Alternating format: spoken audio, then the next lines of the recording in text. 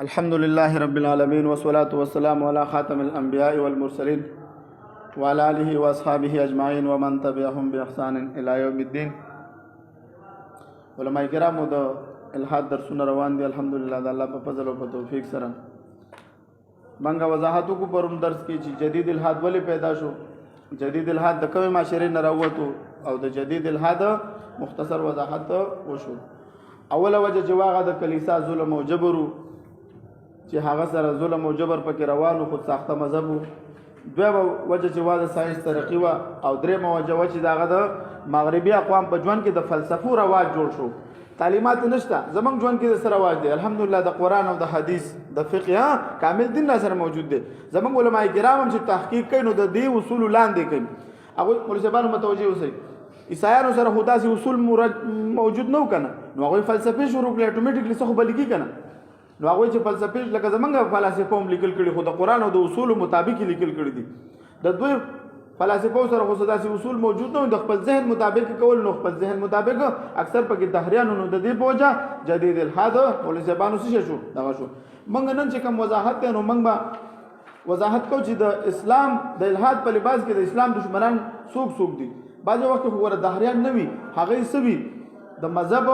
منون کې خپل مذهب سوي پټ ساتلې وي نو د دې وضاحت بکیږي دغه شان ته کې مخکې بزو حاکم اسباب دي چې انسان الحاد طرف ته مایل کوي. ان شاء الله نن به موږ دا درس کوو. مولوی صاحب د الحاد په لباس کې د اسلام دشمنان بسم الله الرحمن الرحیم دیو باقاعده ملحد نه وي بلکې د یو مذهب منون کې وي لیکن دیو خپل عقیده او مذهب پټ کړی وي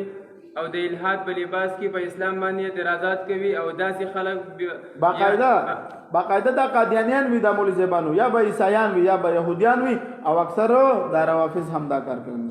د دیو نه خو نشي د روافض نه حسیشه دا په صحابه کرام باندې اعتراضات کوي. ور تاسو ته مرته ویل دي کنه زبانو اوس به تاسو ته پته لګي چې په صحابي اعتراض کوي پوښي شي دا دهری نه دي ځکه دهری به ډایرکټ د خدای په ذات باندې اعتراض کوي چې په لاندې پروي مسلو کې تار اټینګي ته پوښي دا مذهبي سړی دی نو د دې سره په بیان انداز تا جدای بیا ورته چې بابا تاسو څنګه خپل تعارف وکول زه مسلمان مته څنګه دهری تر راځه په اصول باندې راشه ما سره صحابه پرې د لاندې خبر لګ دي راځه د اسلام په اصول باندې راشه چې د کم سیزو د کم بنیاد مضبوط وي د کم سیز چې اصول صحیح وي دا به فروع هم ټیک وي نو په اصول باندې سره بحث کوي مولوی صاحبانو نو د دې نه خبسوي د روافضو په صحابه کرامو کردار کوشش کوي مولوی صاحبان ته پوښي چې دا خلک دي او یا به په قران باندې اعتراض کوي قران کریم باندې اعتراضات کوي مولوی صاحبانو دا هم د روافضو د شیګانو دغه په قران کریم په دوی درته اعتراضات خپل مذهب یې پټ کړی وي چې په ما باندې څوک اعتراض ونه کړي او د دیو نه خو نشان دادې چې دیو او دوی په تاریخ باندې هم اعتراض کوي مولوی صاحبانو په تاریخ باندې د خلفای راشدین مبارک دا سبق کوي په تاریخ باندې داخله کوي تاریخ کې د صحابه کرامو کردار کشي کوي دیو هم د ملحدین یو قسم دی او خاص د خلفای ثلاثه په باره کې اعتراضات کوي او دویمه نه خو نشان د دیو دا دی چې دیو د قران کریم په باره کې داخله لري چې دا محفوظ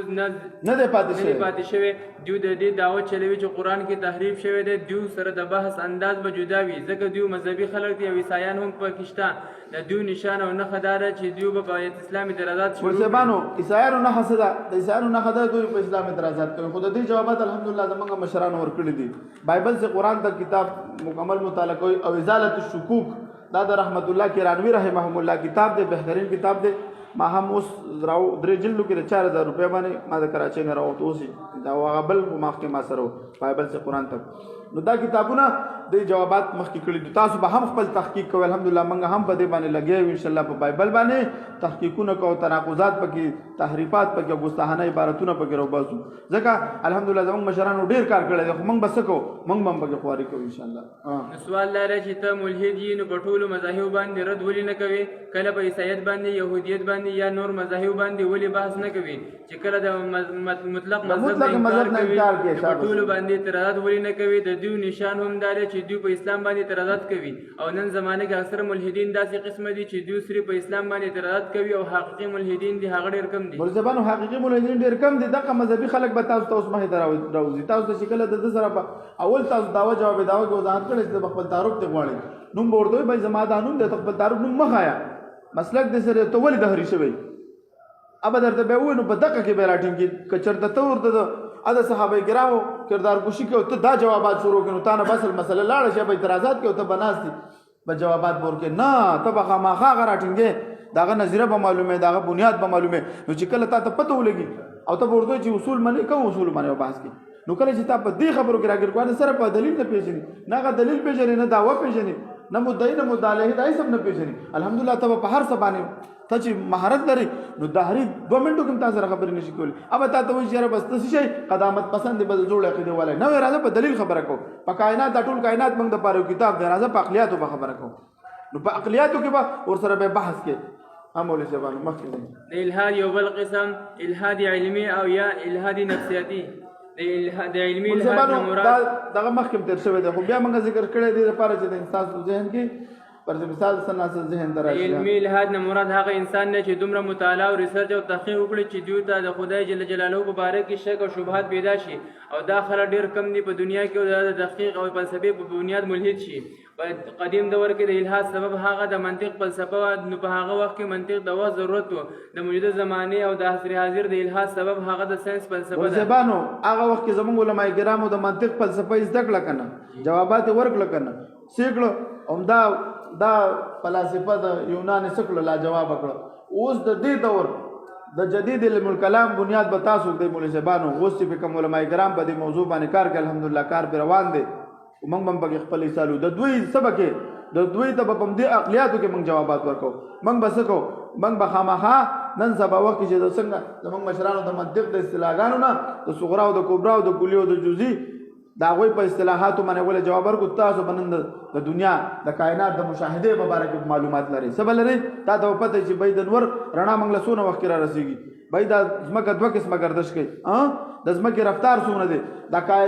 کائنات په اړه کې به تاسو مطالعه لري چې تاسو د کائنات په اړه کې مطالعه لري نو تاسو د دې د اصولونو خبره سي خو که چېرته تاسو ته دام پته نشي بيد د ساينس نظریه د انسان د ډارون نظریه ده چې دا د تر ځامن دي زمونږه بنسمانز او ته دغه نه خبر دغه د اصولونو نه خبر او هغه د نظریه نه خبر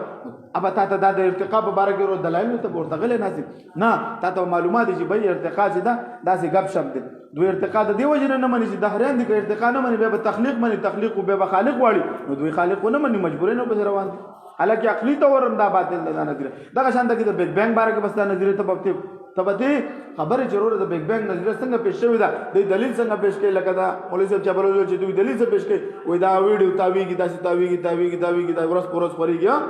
الله رب العزت چې کله موږ دا کائنات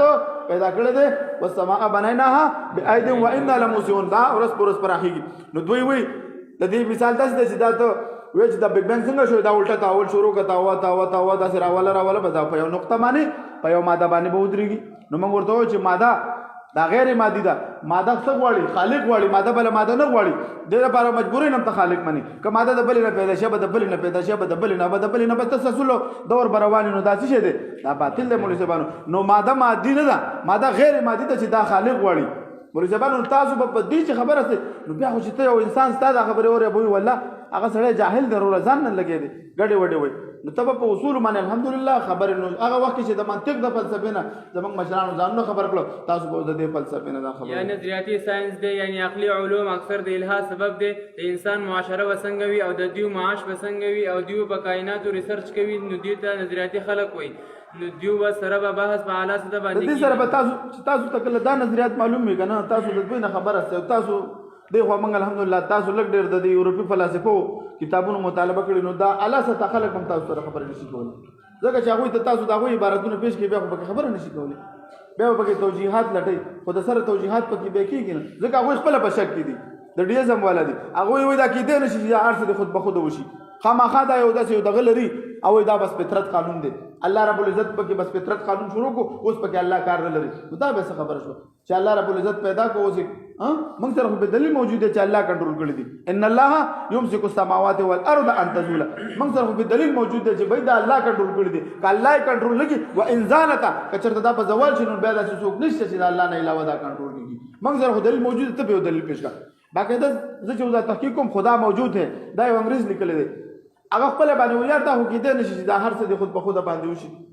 په دې کائنات کې دا خود په خود د موږ له سوکو خې کنه وي ته به موجوده نم داسې یو ګریډ به منی داسې یو خالق به منی چې دا هر څه کنټرول کړي وي هغه پیدا کړي وي مولوی صاحب دویم قسم چې کوم نفسیاتي ملحدین دي د هغې وضاحت دی. اکثره خلک نفسیاتي ملحد وي او دا اکثر د کلمې د وجې نه ملحد کېږي. دوی لږ ډېر د اسلام په باره کې معلومات لري او څه د فلسفې باره کې هم معلومات لري او څه د ساینس په باره کې هم معلومات لري. فلسفه جدا سیز دی، ساینس جدا سیز دی، دې باندې به ځان پوهوئ. فلسفې تعریف موږ څنګه کړی؟ کلمة یونانیة بمعنى العلم والحکمة مرکبة من فعلا بمعنى العلم والحکمة ومن صفا بمعنى الإثار والحب. دا تعریف موږ کړو. فلسفه چې دا یو نظریه ده. فلسفه معنا نظریه، موږ یو نظریه ده دغه شان ده کې دا فلسفه یو نظریه پیش کی. الکه وایي دا تجربه پسند دي، فلسفه تجربه پسند دي. دوی وایي چې په تجربه سره انسان ته علم حاصلېږي. الکه وایي دا عقلیت پسند دي، الکه دا د نتایجت والا دي. دا فلسفه هم پاکستان، نتایجت فلسفه هم پاکستان. دا شان ته کې دا فلسفه د هیومنزم، د سوشلیزم، فیمینزم، دا فلسفي دي، دا نظریه دي. ساينس وی ایجادات ہوتا. نو دا کې به تاسو چې صرف تحریر دام ته پوښتنه کې فلسفي تعریف وکړه. فلسفه څه ته وایي؟ د فلسفه او د ساينس په اړه کې ته ماته فرق وکړه. نو مشکل ده کاغه ته هغه به صرف بس یو څو اعتراضات دې کړی او بس توتی غونډه کې لګي توتی ته پته نه چې اوس څه وایم. د هر څیز لږ لږ علم دوی سره وي او دوی بیا د خدای جل جلاله په باره کې شک کوي. نو دوی علمي طور باندې د الحاد منونکي نه وي بلکې د نفسیاتي شکوکو د وجې نه ملحد شي. او دوی اکثر په سوشل میډیا باندې بحث مباحثه کوي او د ملحدینو نظریات مطالعه کوي او بیا پرې بحث کوي. داسې خلکو شبهات اکثر لایاني وي او اکثر د کمیلوي باندې دلالت کوي. انسان سوچ کوي چې دوی ته اوس څه جواب ورکړو. دلته لګو درک مولوي صاحبانو ته به حیران شي چې ته اوس څه جواب ورکوم. دی اوس دا پرونه پوسټ په تاسو کې دی چې کتلې سوشل میډیا باندې یو دهری او پوسټ کړی دی. وایي دا اسلام هم عجیبه دغه دی. وایي د لونډي وینځ سره خو وایي دغه جایز دی کورواله، خو د ګرل فرینډ سره ناجایز دی. اوس به دې ته څه جواب ورکړي؟ نو هغه مسلمانانو له څه لیکلي وایي ټیک شه دا قیاس بر سره موږ ومنو، تاسو راولېږئ، موږ بس تاسو د خویندو میندو نه ځان له ګرل فرینډ جوړ کړو، په دې به عمل وکړو. تاسو کې دهریان بالکل تاسو په دې عمل کوئ، راځئ را میدان ته شئ. اوس خو وینځ نشته راوړئ د خپلې خویندې میندې چې دوی سره موږ د ګرل فرینډ تعلقات جوړ کړو. نو ته به ورته څه جواب ورکړې؟ حالانکه چې د آیات ساته چې د وینځ سره کورواله دا د قدیم زمانې نه دا روان دی، دا د اسلام نظریه نه ده. ګوره اسلام دا نظریه ختم کړه. اسلام د وینځو په آزادولو د غلامانو په آزادولو باندې څونه دا کړي دي. زمونږ په هره کفاره کې اول غلام آزادول دي. ګوره د قسم په کفاره کې غلام آزادول دي، د روزو په کفاره کې، د هر یو په کفاره کې څه کړي دي. زمونږ مشرانو څونه غلامان آزاد کړي. د غلامیت دا تصور خو من ختم کړی دی. دا خو د قدیم زمانې د ټولو مذاهبو کې دا روان او دا اسلام ختم کړی دی. کله چې دا یو ځان له موضوع د مولوي زبانو چې کله اسلام راغی او دوی خو دا غلامانو نو دې د پاره غټه دغه پرته وه. ځکه چې کله به د انسانانو سره جنگ وشو مولوي صاحبانو، اوس موږ نه دا سبق پاتې شي، دا بله موضوع ده، خو زه مخې ته راله اوس لږ مختصر به بیان کړم. کله به چې د مسلمانانو د کافرو سره جنگ وشو نو سړي خو به اکثر وتښتېده یا به پکې مړه شو. نو دا زنانه به ته چا ته پرېږدي؟ که دا دې همداسې پرېغوسي دا ماشومانان بل پرې راځي هغوی پرې قبضه لګوي. دوی د خپل ځان مالکانو دوی به تحفظ دې ته ورکو. بیا چې دا زنانه وي دا وینځې وي دوی هم انساني خواهش لري. نو د دې د خپل مالک سره دا د قدیم زمانې نه دا اسلام نه دی دا کړی. د سړي او د ښځې دا تعلقات دا پر مثال اوس موږ هم صرف په لفظ د نکاح سره چې تا قبوله کړې ده او قبوله دی په ده سره پردۍ ښځه د لپاره نکاح شو. دغه شان ته کې د دې دا نظام الله رب العزت برابر کړی دی چې دا وینځ ستا چې دا د سره ته دا کولی شي. البته حقوق یې له متعین کړي چې د سره ظلم نشي کولی. هغوی به څنګه ظلمونه کول؟ اسلام دا نه کوي. نو دا یوه غټه مسله وه چې وروره جنگونه کیږي او دا ماشومانان راځي، دا زنانه راځي، د دې بس کې که داسې پرېږدي خو بل ظالمانان به پرې راشي هغوی به ورسره ظلمونه کوي. نه دوی ته تحفظ ورکو. بله پکې وجه دا وه چې دوی سره اوس وکړي څه. نو اسلام وله د کفاراتو باب راوښکلو. بهي وروره که قسم دې وخوړو غلام به ازادې، روژه در باندې روژه دې وخوړله، دغه شان ته کې قتل کې په دې ټولو کې کفارات کو. صحابه کرامو عبدالرحمن بن عوف رضی الله عنه په یو وخت کې څونه غلامان په زرهاو غلامان آزاد کړي، هر یو صحابي به آزادول. د غلامیت دا تصور د اسلام ختم کړی. نو دوی وایي چې د وینځ سره دغه جایز دی، نو د ګرل فرینډ سره ولې ناجایز دی؟ نو دې ته به اوس ته څه جواب ورکړي؟ همدغه به ورته وایي چې ټیک شو په دې به موږ عمل وکړو. دهریان د خپلې خویندې هلکانو مسلمانانو سره ګرل فرینډ کړي، بس هغوی به ورسره تعلق ساتي. نو زه ورته وایم چې د کم علمۍ د وجې نه به داسې سوالات کوي نو بیا به ورته څه کې مجبورۍ نه به هغه په هغه لهجه کې الزامي جواب ورکړي. مولوي صاحب د دوی نه اکثر سوال کولی شي چې مذهب خو د ژوند تېرولو اصول بیان کړي دي، د هر چا حق معلوم دی، یو مکمل ضابطه حیات دی. که مذهب لرې کړی شي نو د انسان د ژوند تېرولو طریقه دې نه به تاسو کم تهذیبي سوالات کوئ. دا خو پکې څه هغه دغه خبرې راغلې زیاتي خبرې راغلې. دې ته به وایي چې ته مذهب د مین نه وباسو. مولوي صاحبانو متوجه اوسئ، یخ کې نه موږ وایو چې مذهب د مین نه وباسو. مذهب خو ماته اصول بیان کړي دي د انفرادي ژوند اصول ماته بیان کړي دي د اجتماعي په انفرادي ژوند کې به تقوا ځان کې پیدا کې حرام به نه خوري د خپل نظر حفاظت به کې د مشرانو په قدر کې په کشرانو په شفقت کې په ټولو کې کامل مسلمان هغه دی چې د اخلاق خوي نبی علیہ السلام فرمایي بعثتو لأتمم مکارم الاخلاق زه خو الله رب العزت را لګلم چې د اخلاقو د پوروالي لپاره د انفرادي ژوند د اجتماعي را بیان کړي دي حلال رزق به ګټي حرامونه به ځان ساتي سود به نه کې تجارت دے کاروبار دے دا ټول بیان کړی ماته نو چې دا زلری کوم مذهب به مې نویسو په کوم اصول به ژوند تیرو دا ګوره دا سوال به خامخا ته کې بھائی مذهب خو زه پابند کړم د یو اصول یو نظریه خاوند هغه ژوند کې ماته سہولت دی زما د وجه نه ټول معاشره ته هم فائدہ رسیږي په دنیا کې واره به انسانان دي دوی په کوم اصول سره ژوند تیروي ونی مربو تو رب ته رسیدلی به دوی وای دا خو آسان کار دی چې یو انسان څه د ځان لپاره خوښوي هغه د بل لپاره هم خوښ کړي ولې زبانو دوی جواب څه کوي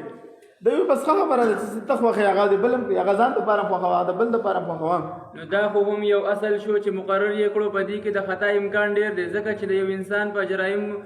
عادي وي لکه غلا ډاکه د قتل ګوره کنه الفاظ ته ګوره لکه غلا ډاکه د قتل وغیرہ نو دا به اوس د نورو د پاره هم دا غلط کارونه خو ولې زبانو دوی وای دا یو اصل دی دا اصل مقرر کو چې ځان د پاره خوخه هغه بولم غل سړی همیشه خوایي چې دا سو کې ځان سره مرګري پیدا کی دسه دا کنه دا چرسی سړی وای خدای د خلکو خزم چرسی نه کی داغه به داغه تذیره اوس به دا ټول په دې پسې ګرځي دا خو چې اصول شو دې سوچ کوي کنه دې اصول سره بس راځي ور ټوله ماجره به د ډاکوان نه ډکشي نو دا اصل تاسو مونږ دا غلط دی عقلی طور دا باطل دی چې څه ځان لپاره خوښوي هغه به د بل لپاره هم خوښ کړي ځکه غلا خوښوي نو دا به اوس د نورو لپاره دا خوښوي دا خبره غلطه ده او دویم دا چې د خوښ اعتبار به وي ځکه چې یو انسان یو څیز خوښوي او بل انسان بل څیز خوښوي نو معیار به د چا خوښ نو سبا بل دلته موږ جواب ورکوو چې ټیک شو دا اصل خو د باطل شو دوی مدار چې دې کې خدا ونی ماتاره به خلک دي د چا په اصل به عمل کیږي روړ صدر بوش به زما په دغه عمل کوي سټیفن هاکینګ به زما په اصول عمل کوي آینشتاین به زما په اصول عمل کوي دغه شان د نیوټن به زما په اصل عمل کوي فیثاغورس به زما افلاطون به زما سقراط دا ټول چې دوی به د چا په اصول به عمل کوي ورځبانو پويږي کنه پويږي دا دنیا به د چا په اصول باندې چلیږي اکثر د یو کور د خلقو خوخه جدا جدا وي نو د الہاد نفسیاتي والا سره دلیل نه وي او اکثر دا داسي